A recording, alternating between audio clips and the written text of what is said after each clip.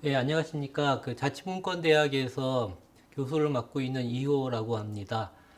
이번에는 우리나라의 주민자치 정책에 대해서 알아보도록 하겠습니다. 특히 최근에 전국적으로 시범 실시되고 있는 주민자치회 정책을 중심으로 살펴보도록 하겠습니다. 기존에는 주민자치회가 있기 전에 주민자치위원회가 있었죠. 그런데 이걸 왜 주민자치로 바꾸려고 하는지 많은 사람들이 의아해하고 질문도 많이 합니다. 그런데 기존의 주민자치위원회는 지역사회의 주민자치를 활성화시키기 위한 거점으로서 기능하기에는 제도적인 한계가 일단 많았습니다. 일단 주민자치위원회의 제도적 근거는 법으로 규정된 게 아니라 조례로 규정이 됐죠. 근데 조례 중에서도 주민자치위원회를 규정하는 제도가 있지 않고요. 주민자치센터의 설립 및 운영에 관한 조례 안에 주민자치위원회가 자리 잡고 있습니다.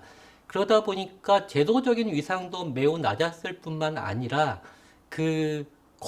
실질적으로 권한도 별로 없었습니다. 별로 없는 게 아니라 거의 없었죠. 여러분들이 주민자치위원회의 권한을 살펴보려면은 그 근거가 되는 조례 안에 주민자치위원회의 권한을 어떻게 설명하고 있는지를 보면 잘 알 수 있는데요. 주민자치센터의 설립 및 운영에 관한 조례를 보면은 이런 구절들이 많습니다. 누구는 뭐뭐 한다.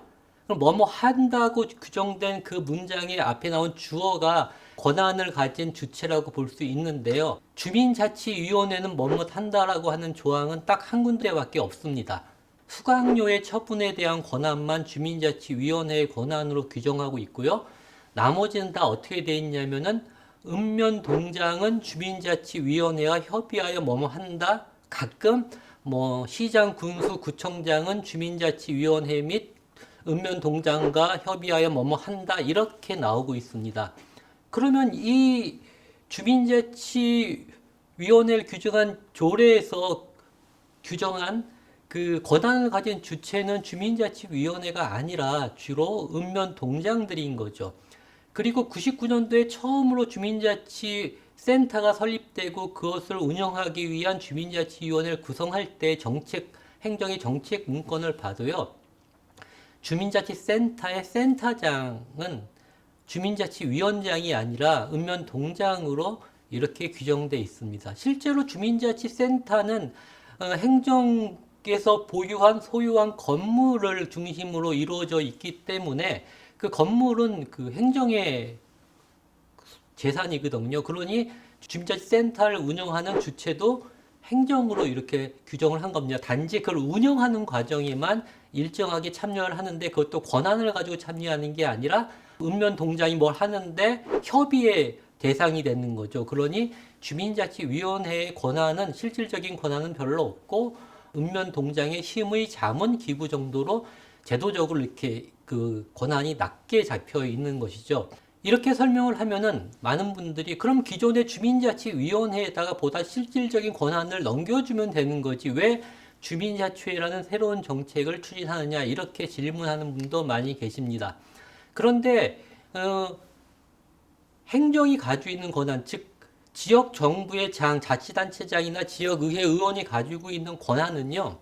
그 권한을 원래 민주주의 사회에서 주민들의 것인데 그분들에게 빌려준 거지 않습니까? 그런 대표성을 위임하는 절차를 거치는 거죠. 선거라는 과정을 통해서 우리들의 권한을 그분들에게 위임해 주는 거예요. 일정한 기간 동안.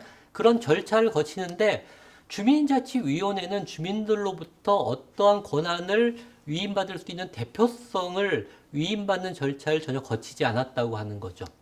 선거를 통해서 주민자치위원회를 구성한 것도 아니고 사실 읍면동장이 위촉하게 돼 있는데 읍면동장이 위촉하는 분들을 주민들의 대표성이 있다고 볼 수는 없지 않습니까? 근데 주민들의 대표성이 없는 분들한테 우리들이 내 세금으로 조성된 예산을 사용할 수 있는 어떤 권한을 준다고 하면 이거는 헌법에도 맞지 않고요. 민주주의의 기본 원칙에도 맞지 않게 되는 것이죠. 그러니 실질적인 권한을 주기 위해서는 주민들의 대표성이 보다 강화될 수 있는 방안으로 주민자치회를 새롭게 구성할 필요가 있다고 사람들이 인정을 하게 되는 겁니다. 그리고 또 한 가지 문제는 주민자치위원회 구성뿐만이 아니라 활동하는 데 있어서도 보통 주민자치위원회에서 위원분들이 자기들끼리 모여 회의하고 자기들끼리 모여 결정하고 또 자기들끼리 그것을 집행하는 그런 일들이 오랫동안 반복되어 왔다고 하는 거죠. 사실은 주민자치위원님들 입장에서는 억울한 측면이 많이 있습니다. 왜? 고생은 고생대로 하고 별로 칭찬은 못 듣고 이런 거죠. 하지만 주민자치가 활성화된다고 하는 것은 주민자치위원들의 그 역할만 활성화되는 게 아니라 일반 주민들의 참여가 더 활성화되고 일반 주민들의 권한도 커진다는 점을 생각해 보면은 기존의 주민자치위원회로는 실질적인 권한을 넘겨주는 주체로서 주민자치위원회가 좀 문제가 있다고 볼 수 있죠. 그래서 새로운 정책이 필요했던 것이고, 그래서 요즘에는 그것을 주민자치회라고 하는 걸 새로 구성해서 실질적인 권한을 뭐 많든 적든 간에 주민들이 행사할 수 있는 방향으로, 그래서 그걸 통해서 주민자치를 지역사회에서 활성화시키려고 하는 그런 정책적 목적으로 탄생한 정책이 주민자치회라고 할 수 있겠습니다. 그래서 새로운 주민자치 정책의 핵심은 크게 두 가지입니다. 한 가지는 실질적인 권한을 넘겨주겠다고 하는 것이고, 또 한 가지는 그 권한을 사용할 주체들의 주민 대표성을 강화하겠다고 하는 것이죠. 그러면 이제 실질적으로 어떤 내용을 권한을 줄 것이냐, 뭐 이런 것과 관련돼서 주민자치회가 생각하고 있고 추진하고 있는 것은 크게 몇 가지가 있습니다. 뭐 일단 주민자치회를 법적인 그 위상을 갖도록 하겠다라고 해서 지금 시범 실시는 특별법에 규정돼서 실시되고 있는데요. 지금 국무회의를 통과한 지방자치법 개정안에는 주민자치회를 공식적으로 거기에 삽입하려고 계획하고 있습니다. 그러면은 주민자치회는 주민자치위원회와 달리 법적인 규정을 갖는 그런 위원회가 될 수 있다는 것도 좀 위상적인 면에서는 좀 높아진다고 볼 수 있고요. 보다 구체적으로는 주민자치회는 내년도에 우리 동에서 우리 지역에서 어떤 일을 할 것인가 하는 사업을 결정할 권한을 갖는다는 거죠. 이거는 뭐 별로 그게 뭐가 중요해라고 생각할지 모르겠지만 굉장히 큰 변화입니다. 기존에는 읍면동이 내년도에 우리가 무슨 사업을 할 것인지를 결정할 권한을 갖지 못했습니다. 그 권한은 주로 그 시나 군, 구의 본청에 있는 뭐 이름은 좀 다양합니다만 보통 자치행정과라고 하는 이름을 많이 쓰지 않습니까? 이 자치행정과장님이 그 권한을 가지고 계셨죠. 물론 읍면동장님들하고 상의를 했겠지만 그래도 결정 권한은 자치행정과장님이 가지고 계십니다. 그래서 제가 농담삼아 이렇게 보통 많이 얘기를 하는데요. 읍면동장님과 자치행정과장님은 보통 5급 공무원이거든요. 그런데 누가 더 힘이 셀까요? 이렇게 우스갯소리로 이제 물어보기도 하는데 이런 점에서 보면 권한을 가지고 있다는 점에서는 자치행정과장님이 권한이 더 있다고 볼 수가 있죠. 그만큼 읍면동은 자체적으로 내년도에 할 사업, 활동의 내용을 결정할 권한이 없었는데 주민자치회의 중요한 역할 중에 하나가 자치계획을 수립할 권한을 주겠다고 하는 거예요. 자치계획에는 뭐 여러 가지 내용이 포함되어 있죠. 주민자치를 어떻게 운영할 건지, 위스탁을 어떻게 할 건지, 뭐 여러 가지 내용이 포함되지만 가장 핵심적인 건 아까 말씀드렸듯이 내년도에 우리가 어떤 사업을 할 것인가를 결정할 권한을 주는 겁니다.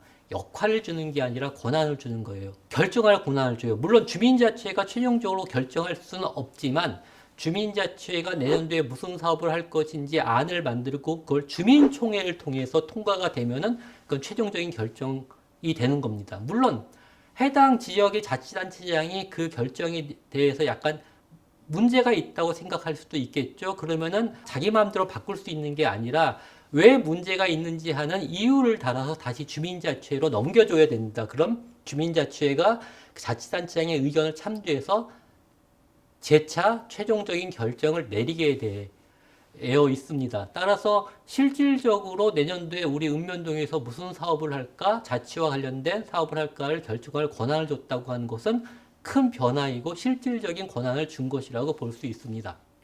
그런데 어떤 사업을 할 것인지를 결정할 권한은 줬는데 그 사업을 수행하기 위한 돈을 주지 않았다고 생각해 보면 그게 실질적인 결정 권한을 줬다고 볼 수 있을까요? 사실 볼 수 없죠. 뭐 우리가 결정을 했는데 그걸 실행할 돈이 없어. 그 돈은 자치단체에서 타왔어야 돼요. 그럼 자치단체가 돈을 주는 입장에서 난 이 사업을 위해선 돈을 줄 수 없어라고 하면 아무리 결정 권한을 줬다고 해도 이건 형식적인 것에 불과할 수밖에 없는 것이죠. 그래서 주민자치회 계획에는 자기들이 결정한 사업에 대한 필요한 예산에 대한 결정 권한도 주기 위한 장치들을 마련했습니다. 첫 번째가 어떤 거냐면 주민참여예산제를 활용한다는 것이죠. 그래서 지역 주민참여예산제를 주민자치회가 주도하도록 한다, 이런 내용이 포함되어 있습니다. 그래서 최근에 주민참여예산제와 관련해서는 이런 것과 조응해서 좀 변화가 일어나고 있는데요. 그거는 어떤 방식으로 주민참여예산제를 운영하냐 하면요, 전에는 읍면동별로 구성된 지역회의 같은 곳에서 주로 주민들의 의견을 수렴해가지고 일정한 1차 결정을 해서 그 시군구에 있는 주민참여예산위원회로 보냈는데요. 이것을 좀 바꿔서 읍면동에다가 행정령으로 일정한 예산 실링을 줍니다. 즉, 뭐 쉽게 표현하면은 읍면동별로 얼마씩의 돈을 주고 이 돈 범위 내에서는 너희들이 이 돈을 어떻게 쓸 것인지를 결정할 권한을 준다고 하는 것이죠.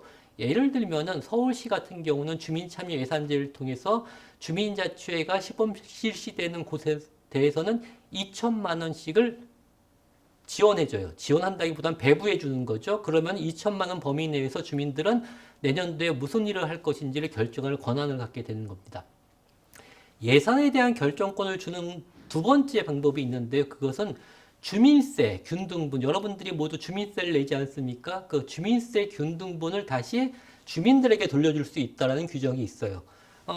주민세는 각 읍면동별로 인구수에 따라 그 액수가 좀 다르겠지만, 예를 들면 서울시 같은 경우는 참여예산을 통해서 2천만 원을 제공한 것 외에 각 그 읍면동에서 걷어들인 주민세를 모두 다시 그 읍면동의 주민자치회에서 내년도 사업을 결정하는데 반영할 수 있도록, 주민자치회가 쓸 수 있도록 이렇게 배부해주고 있습니다. 그리고 또 예를 들면 세종시 같은 경우에는 주민세 균등분을 걷어들인 것을 특별회계로 조성해서 각 읍면동 주민자치회가 시범 실시되고 있는 곳에 5천만 원씩 이렇게 쓸 수 있도록 배부해 주는 거죠. 그러면 서울시는 2천만 원 플러스 알파를 가지고 그 돈의 범위 내에서 내년도에 무슨 사업을 할 것인지를 결정할 수 있고요. 세종시 같은 경우는 5천만 원 이내에서 자신들이 내년도에 무슨 사업을 할 건지 결정할 수 있도록 만든 것입니다. 그리고 이런 실질적인 권한을 사용하기 위해서 주민자치회의 주민 대표성을 강화하는 방안으로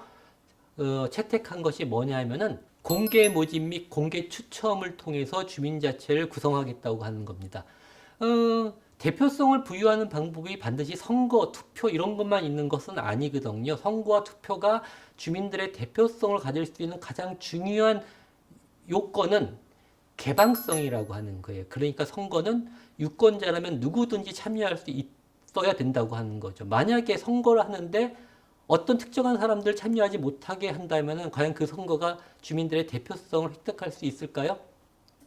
그럼 부정선거라고 사람들이 얘기하죠. 그러면 그 선거 결과를 가지고 주민들이 결정한 것이라고 하는 걸 인정할 수가 없는 것이죠. 마찬가지로 주민들의 대표성을 인정하는 방법에서 가장 중요한 것은 누구든지 참여할 수 있어야 된다.